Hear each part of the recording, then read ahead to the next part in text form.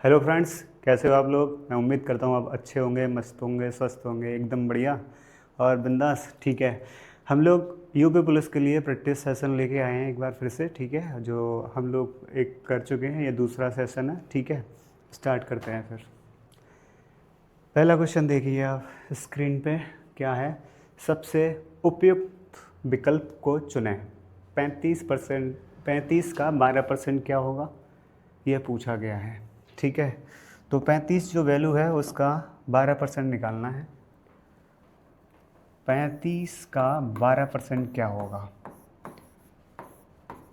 35 दूनी 70 और 70 गुणा 6 करोगे 7 छिक्का 42 बनेगा, यानी कि 4.2 हो जाएगा। बट हम सॉल्व कर रहे हैं तो सॉल्व कर लेते हैं। 35 गुणा 12 बट्टे में 100 लिखेंगे और 12 से आप क्या कर दोगे, 35 में गुणा 12×5 = 0। 6 कैरी है, 12 या 36 में 6 जोड़ दोगे और ये हो गया 42। और 100 से भाग करने पर, सॉल्व करने पर आपकी वैल्यू कितनी आ रही है? आपकी वैल्यू आ रही है 4.2। ठीक है, तो राइट आंसर क्या हो जाएगा आपका? ये सी ऑप्शन 4.2। क्लियर? चलो, कापी पेन लेके बैठो। ठीक है, ऐसे नहीं काम चलेगा। अगला क्वेश्चन देखो जरा।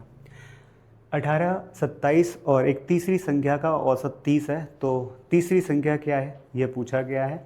30 गुणा 3, 30 या 90 योगफल हो रहा है, जबकि यहाँ जोड़ के देखो 18 और 27 कितना हो गया, 45। तो 30 संख्या 45 ही तो होगी, तो बस हो गया, 45 आंसर होगा। अब देखो सॉल्व कर रहे हो तो कैसे होगा। एवरेज वाले फार्मूले से एन ए बराबर कितना होता है, टी। यहाँ पे टी क्या है, टोटल है, और एन क्या है, तीन संख्या यहाँ पे।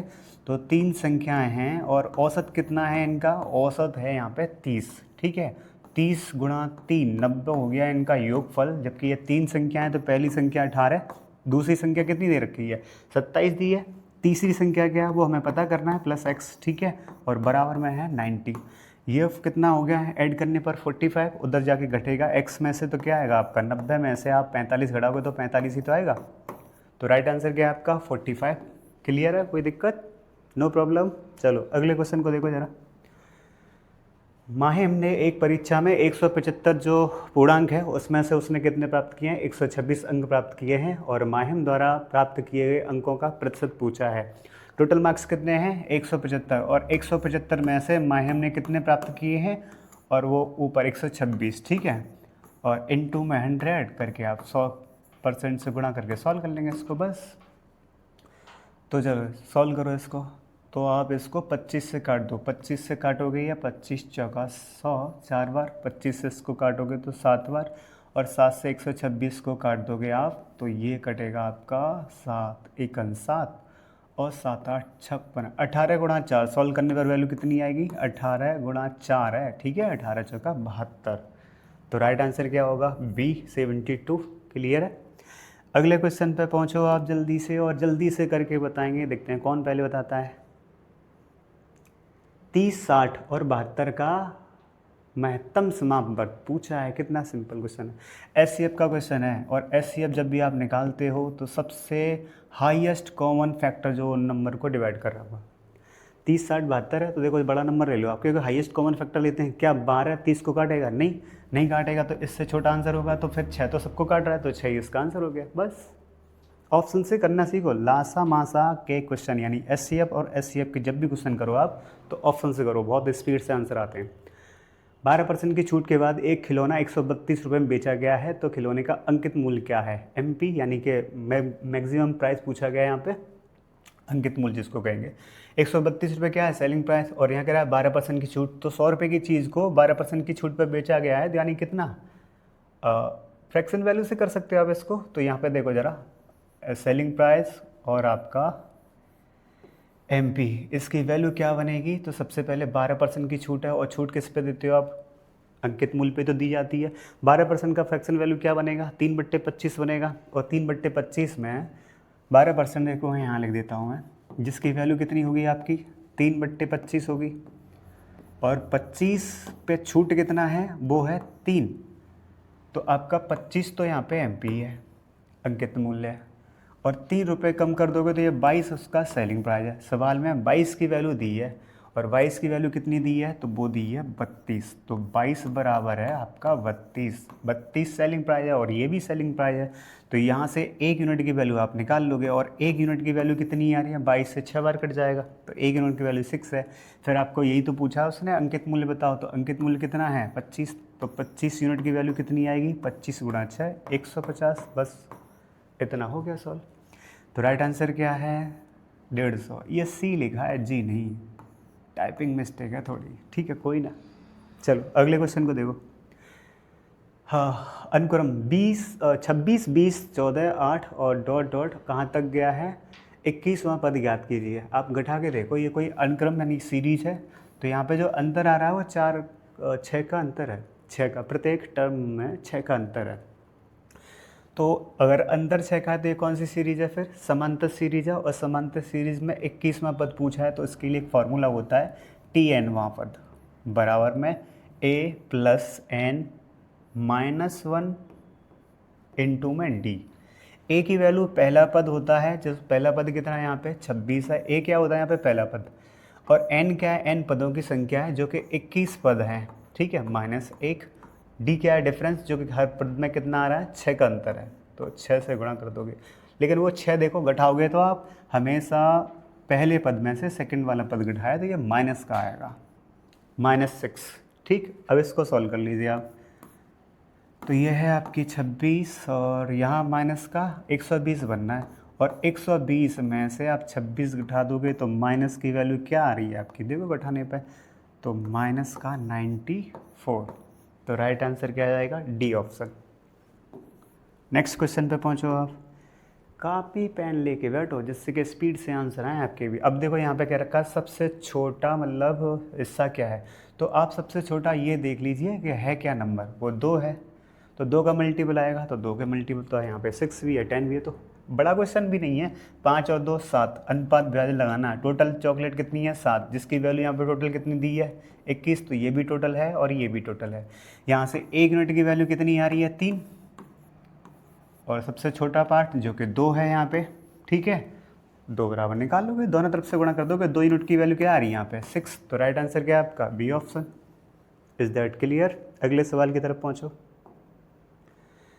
दो संख्या हैं 13 और रेशियो 9 के अनुपात में है, यदि उनका एचसीएफ 13 है तो बड़ी संख्या ज्ञात करना है। 13 का मल्टीपल ही आंसर आएगा, कई लिखे हैं बट कोई ना, तो बड़ी संख्या पूछा है ना, 13 गुणा 13, बस कितना आ जाएगा आपका 169। क्लियर है, समझ में आया कि नहीं। अगर नहीं समझ में आया तो देखो जरा, यहाँ पे 13 और कितना है 9, अनुपात हटाओगे तो 13x और 9x, ठीक है, इनमें से दोनों का एचसीएफ आप लोगे तो कितना बनना है, x कॉमन क्या है x, और x की ही तो वैल्यू कितनी है 13। वो कैसे कि जो दोनों में कॉमन होता है, होमेस्ट कॉमन मतलब एस हाईएस्ट कॉमन फैक्टर यानी कितना है वो x है, तो वही तो यहाँ पे एचसीएफ है जो कि 13 है, तो 13x की वैल्यू जाएगी, और यहाँ से वो पूछा है बड़े वाले की वैल्यू, बड़ा संख्या ज्ञात करना है, तो वो 13x है, तो 13x बराबर निकालोगे तो 13 गुणा 13 कितना हो जाएगा 169, डी ऑप्शन। ठीक है, अगले क्वेश्चन पे पहुंचो। ये लासा का क्वेश्चन है, एलसीएम पूछा है यहाँ पे, एलसीएम क्या होगा 15 30 24, ये सभी क्वेश्चन प्रीवियस ईयर हैं, यूपी पुलिस के एग्ज़ाम में आए हुए हैं, अगर बिलीव ना हो तो खुद देख लेना पुराने सेट उठा के। तो यहाँ पे क्या रखा है 15 30 और 24 का क्या लासा पूछा है। अब सुनो ज़रा, 15 से और 30 से कटना चाहिए, 3 नंबर है यहाँ पे आपके 15 30 और लास्ट वाला नंबर है 24, तो इन दोनों का अगर हम लासा पता करें तो कितना हो जाएगा 30 ही हो जाएगा। तो फाइनली 30 और 24 का लासा देखना है, तो इसका जो मासा है यानी हाईएस्ट कॉमन फैक्टर उससे इसमें भाग कर दो, और बाद बाकी नंबर बचे उससे इसमें गुणा कर दो, तो 3 से इसको काट दीजिए आप, ठीक है, 3 से, क्योंकि बड़ा नंबर यहाँ पे 3 बनेगा, 6 बनेगा, तो 6 से किसी एक को काट दीजिए, तो 6 से किसी एक को काट दोगे तो यहाँ 4, क्योंकि ऐसे अब यहाँ पे 6 बनना है, तो 6 से किसी एक नंबर को काट दीजिए और जो बचा है उसको गुणा कर लीजिए, तो यहाँ पर जो वैल्यू बनी कितनी बनी 120, तो यहाँ पर जो एलसीएम होगा वो कितना होगा 120 होगा। और वैसे भी ये दिख ही रहा था कि 3 से कटने वाला नंबर, अच्छा सब में है वो, तो कोई ना, आप सॉल्व कर लिए, छोटा सवाल है कोई दिक्कत नहीं, आंसर डी है। अगला देखो जरा, अगला सवाल, दो संख्याओं का एलसीएम और एचसीएफ दोनों का दे रखा है, बीच का अंतर यहाँ पे 90 है, इन संख्याओं का योग पूछा है। जब भी सवाल में सिर्फ एचसीएफ और एलसीएम दिया हो तो क्या करना, आप एचसीएफ से भाग कर देना एलसीएम में। तो 252 है ना, उसमें अपन लोग भाग कर देते हैं 18 से। जो भाग करने के बाद जो नंबर आए उसके को प्राइम फैक्टर करना। तो पहले भाग कर दो, तो भाग करने पर आपका 18 से जाएगा 1 और फिर जा रहा है 4 बार। ठीक है, तो ये पूरा पूरा कट जाएगा आपका कितने बार, 14 बार। तो जो नंबर आया 14, उसके को प्राइम फैक्टर ऐसे फैक्टर जिनका एचसीएफ 1 हो, तो वो 2 और 7 ही बनना है। 2 और 7 अंतर देखना यार कितना है इसका, 2 और 7 का अंतर क्या है, 2 और 7 का अंतर देख रहे हो 5 है, जबकि यहाँ पे अंतर कितना दिया है, अंतर देखो सवाल में 90 दिया है। तो 1 यूनिट की वैल्यू कितनी आ गई आपकी 18, और वो योगफल कह रहा है, तो 2 और 7 का योगफल कितना हो जाएगा 9। तो 9 यूनिट की वैल्यू निकाल लो, 18 गुणा 9 करोगे तो 162। तो राइट आंसर क्या है आपका, बी ऑप्शन। क्लियर है, समझ में आ रहा है ना। चलो करते रहिए आप, कॉपी पे पेन चलाओगे आप, ऐसे नहीं बैठ जाओगे, यूँ प्रैक्टिस करते हैं ना तो पेन चलाना पड़ता है। 10% की वार्षिक चक्रवृद्धि ब्याज की दर पर 1400 रुपये का ब्याज पूछा है। देखो यहाँ पे जो रेट है वो 10% है। 10% का फ्रैक्शन वैल्यू क्या होता है, ये रेट ऑफ इंटरेस्ट दे रखा है, तो उसका वैल्यू होता है 1/10। 10 क्या है यहाँ पे प्रिंसिपल है, 1 क्या है वो प्रॉफिट यानी कि ब्याज है। तो रेशियो जो बनेगा वो 10 से 11 बन जाएगा। किसका, ये 1 साल का अमाउंट और प्रिंसिपल का रेशियो है। लेकिन अगर हमें 2 साल का लेना हो तो फिर से 10 और 11 हो जाएगा। यानी फाइनली हम ऐसे कह सकते हैं ये 100 और 121 बनेगा। 121 क्या है, अमाउंट का रेशियो है। ठीक है, ये अमाउंट का हो जाएगा और ये प्रिंसिपल का रेशियो हो जाएगा। ब्याज कितनी बननी है, तो वो घटाने पर आएगी वैल्यू, क्योंकि उसने तो ब्याज ही पूछा है। तो वो 21 बन रहा है ब्याज। लेकिन यहाँ पर जो दे रखा है वो क्या दिया है आपका, 1400 रुपये क्या था बताओ, तो पढ़ के देखो ज़रा, 1400 रुपये का ब्याज पूछा है। तो ये जो 1400 रुपये है आपका प्रिंसिपल है, जो कि यहाँ पे 100 है। तो ये 100 यूनिट की वैल्यू है, कितनी है 1400। तो यहाँ से 1 यूनिट की वैल्यू निकालोगे तो 14 आएगा। और ब्याज क्या है, तो घटा के देखो ज़रा कितना बनना है, वो ब्याज यही तो है और यही ब्याज पूछा है, तो ये 21 यूनिट की वैल्यू निकालनी है। तो इसमें गुणा कर लोगे, ठीक है, और गुणा करने पर वैल्यू क्या आ जा रही है, तो वो आ रही है आपकी इकाई का अंक कितना आ रहा है, देखो 4 वाला आंसर, यानी कि 294 आंसर आ रहा है आपका। ठीक है, और गुणा कर दिए आपका 294। आप इकाई के अंक से सवाल को जल्दी से कर सकते हैं। यहाँ जैसे आप गुणा कर रहे थे, आप ये देख लेते इकाई अंक कितना आ रहा है 4, तो 4 यूनिट वाले यानी जिसमें इकाई अंक कितना है 4, वो आंसर हो जाएगा। अगले क्वेश्चन पे पहुँचो।